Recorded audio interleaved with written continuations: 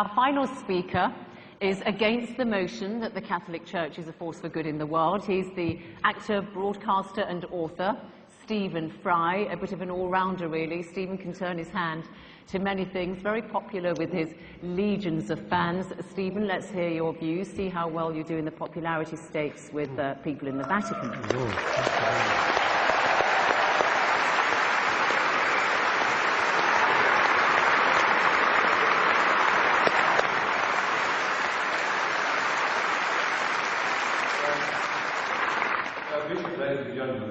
There are occasions, as Gwendolen remarked, in The Importance of Being Earnest, when it becomes more than a moral duty to speak one's mind, it becomes a pleasure.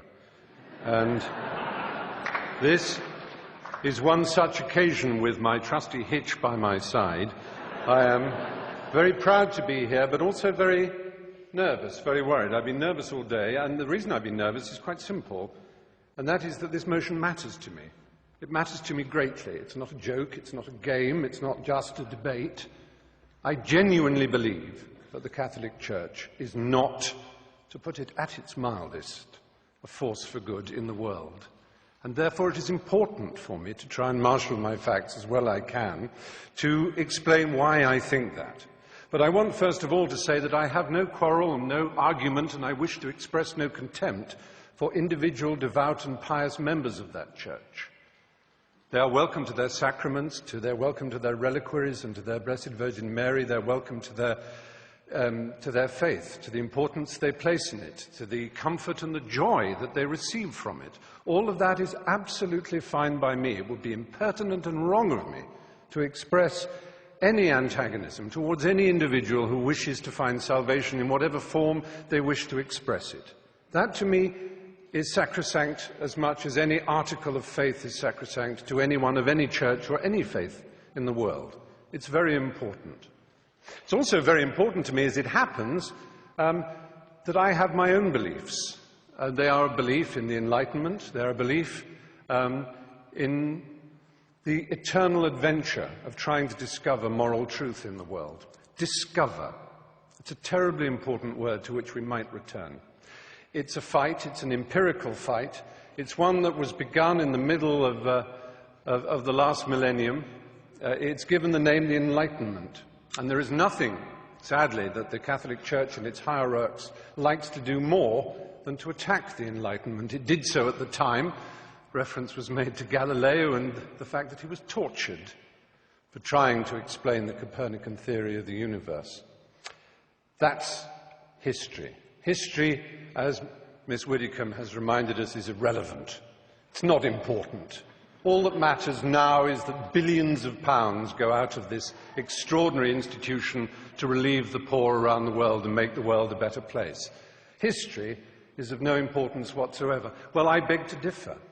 History whinnies and quivers and vibrates in all of us, in this hall, in this square mile. Let's think about this square mile. I'll come back to it in a moment. But first, Christopher made mention of limbo. It seems so tedious and so silly, one of those little casuistic games that Thomists and others play. Aquinas and Augustine of Hippo both proposed this extraordinary idea that babies who were unbaptized would not know heaven.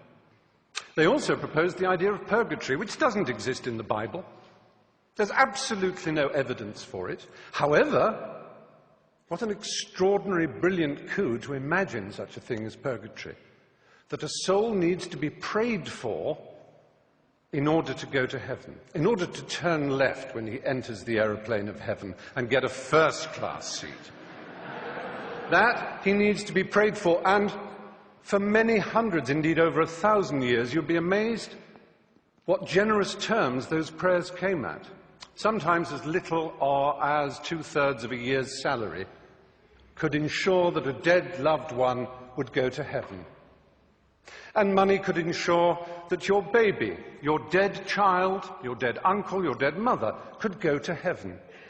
And if you were rich enough, you could have a chantry built, and monks would permanently sing prayers so that that existence in heaven for the child would go up and up and up until they were at the table of the Lord themselves. Now, all this is in the past and is irrelevant. I cede to Anne Widdecombe how irrelevant it is, except in one thing.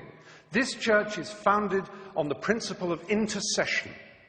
Only through the apostolic succession, only through the laying on of hands from this Galilean carpenter, whom we can all admire, only from the laying on of hands to his apostles, to St. Peter, to the other bishops, all the way down to everyone consecrated in this room. Anyone ordained here will know they have this extraordinary power to change the molecules of wine into blood, literally, to change the molecules of paste bread into flesh, literally, and to forgive the sins of the peasants and the poor whom they routinely exploit around the planet. Only this church has this extraordinary principle that it is through these male priests, and only male priests, that this is given. It is a doctrinal fact. It is more than a doctrinal fact. It is a dogma. Extra ecclesiam nulla salus. Outside the church, there is no salvation. That is a dogma of the church that has been used to excuse all the missionary zeal, all the rape and torture of the Aztecs and the Incas, all the horrors of South America and Africa and the Philippines and the rest of the world, to which other churches and other cultures have also their guilt to admit. It's not unique to the Catholic Church, and I never said it was, and the motion doesn't say it was, or at least the opposition of the motion does not arrogate to the Catholic Church uniquely this sin. However, the particular nature of the exploitation of the poor, the vulnerable and the young. If I were to talk to a priest now, believe me, that priest would be the most worldly, charming, self-deprecating, snobbish in a Ronald Knox, Alfred Gilby sort of way. He would be lovely. He would smoke. Gosh, how daring. He would be a sort of ha-ha-ha priest, and the superstition and the nonsense that we read about of the church, it's absolute. Don't pay any attention, Stephen. Just join Farm Street or the Brompton Oratory and have a marvellous time as a Catholic, and everything is lovely and splendid. But be poor and ignorant, and my goodness me, every single detail of damnation and original sin and of any possibility of your complaining or asking to think for yourself. I said, let's think of this square mile. Just imagine in this square mile how many people were burned for reading the Bible in English. And one of the principal burners and torturers of those who tried to read the Bible in English here in London was Thomas More. You may know if you've read the novel Wolf Hall, which won the Man Booker Prize just the other day.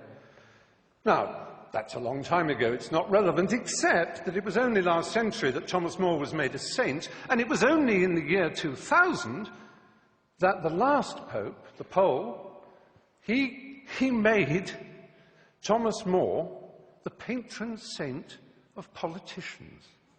This is a man who put people on the rack for daring to own a Bible in English.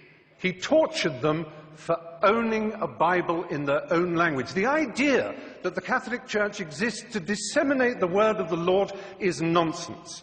It is the only owner of the truth for the billions that it likes to boast about, because those billions are uneducated and poor, as again it likes to boast about. But they are the ones it can tell and bully and domineer. And then we come to children. Well, it's all very well to say the world didn't know better. The world had no knowledge of how dangerous a crime child abuse was.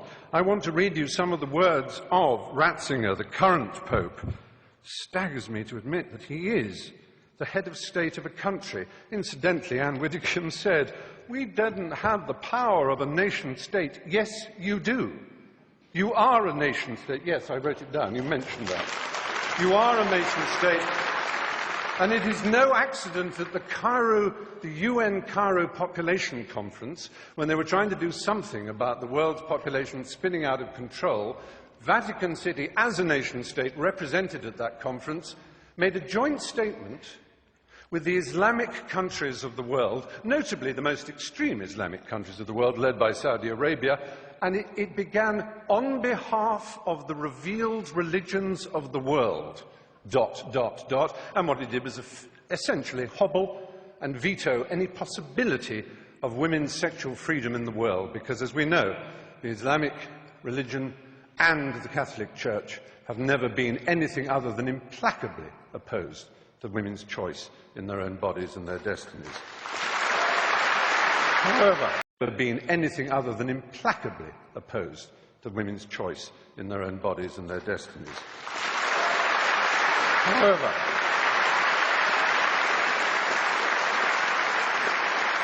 so Ratzinger, in 2003, he was prefect, I'm not making this up, he was prefect of the Congregation of the Doctrine of the Faith. And it was his job to deal with the child abuse scandal that was brewing. His first act was to write a letter to Catholic bishops ordering them, on pain of excommunication, not to talk to the police or anyone else. Investigations should be handled, he wrote, and I'm quoting that letter, in the most secretive way, restrained by perpetual silence. The Mexican founder of the Legion of Christ movement, Maciel Degollado, was protected from his own catalogue of child abuse, which is horrific. One cannot put on trial so close a friend of the Pope, said Ratzinger.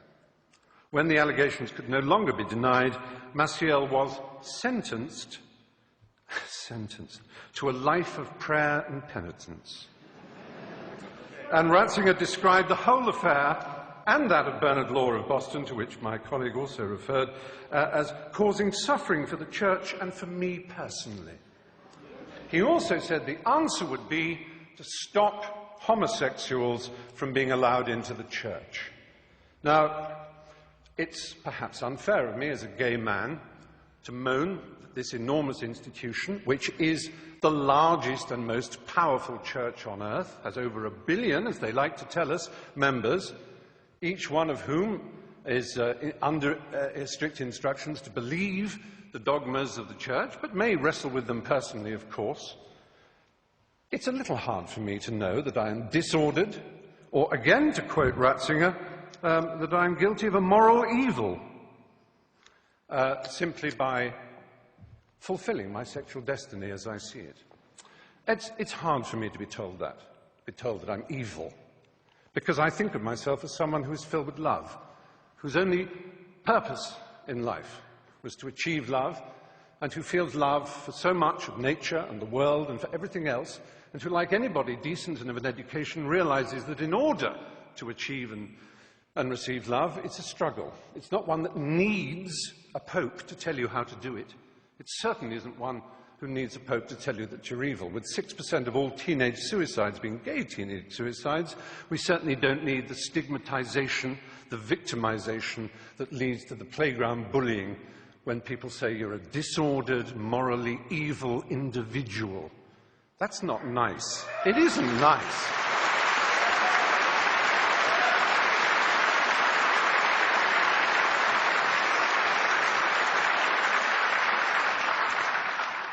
The kind of cruelty in Catholic education, the kind of let's not call it child abuse, it was child rape.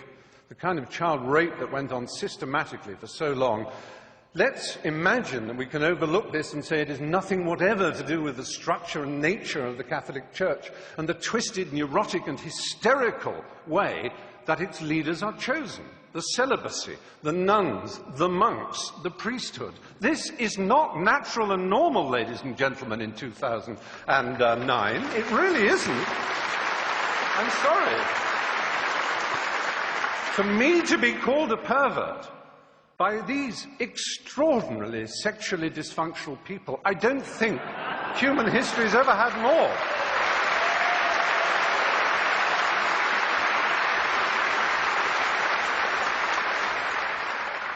I have to say, this is not a problem that necessarily is permanent. I'd like to believe that in 10 years' time I could come back and argue the opposite. Even though I've talked about the history and the structural problems of this benighted institution, and the cruelty and the unpleasantness it has caused around the world, I have yet to approach one of the subjects dearest to my heart. I've made 3 documentary films on the subject of AIDS in Africa. My particular love is the country of Uganda. It's one of the countries I love most in the world. Been there many times. I've interviewed Yoweri Museveni and his wife Janet before, unfortunately, she suddenly saw God. There was a period when Uganda had the worst incidence of HIV/AIDS in the world. I went to Rakai, the village where it was first spotted. But through an amazing initiative called ABC, abstinence, be faithful, correct use of condoms, those 3, I'm not denying that abstinence is a very good way of not getting AIDS. It really is. It works. So does being faithful. But so do condoms. And do not deny it. And this Pope, not satisfied with saying, condoms are against our religion, please consider first abstinence, second being faithful to your partner. He spreads the lie that condoms actually increase the incidence of AIDS. He actually makes sure that aid is conditional on saying no to condoms. I have been to, there's a hospital in Bwindi in the west of Uganda where I do quite a lot of work. It is unbelievable, the pain and suffering you see. Now, yes, it is true, abstinence will stop it. It's the strange thing about this church. It is obsessed with sex. Absolutely obsessed. Now, they will say, we with our permissive society and our rude jokes are obsessed. No, we have a healthy attitude. We like it, it's fun, it's jolly, because it's a primary impulse. It can be dangerous and dark and difficult. It's a bit like food in that respect, only even more exciting. The only people who are obsessed with food are anorexics and the morbidly obese. And that, in erotic terms, is the Catholic Church in a nutshell.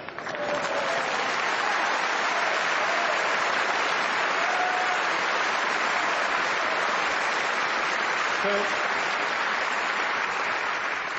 all I want to say, really, is that we're here in the Methodist Hall. I'm not trying to argue against religion on this occasion. I'm not saying there's any... I understand the desire of anybody to seek spiritual rewards in a complex and difficult to understand world. We don't know why we're here, where we're going. We want answers. We love the idea of answers. How marvelous it would be. But there are other choices. There are Quakers.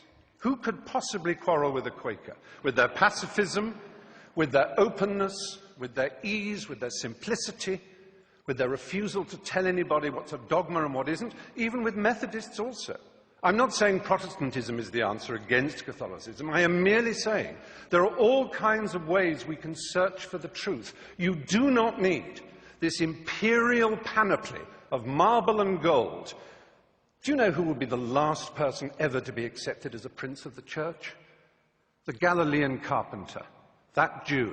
They would kick him out before he tried to cross the threshold. He would be so ill at ease in the church. That simple and remarkable man, if he said the things that he was said to have said, what would he think? What would he think of St. Peter's?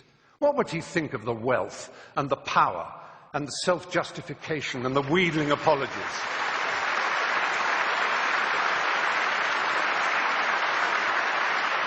What would he think of a man who calls himself the Father, a celibate who dared to lecture people on what family values are? What would he think of any of that? He would be horrified. But there is a solution. There is an answer. There is redemption available for all of us and any one of us. And for the Catholic Church, funnily enough, I think it's a novel by Morris West. The Pope could decide that all this power, all this wealth, this hierarchy of princes and bishops and archbishops and priests and monks and nuns could be sent out in the world with money and art treasures to put them back in the countries that they once raped and violated, whose original systems of animism and belief and simplicity they told would take them straight to hell. They could give that money away and they could concentrate on the apparent essence of their belief. And then I would stand here and say the Catholic Church may well be a force for good in the world. But until that day, it is not. Thank you.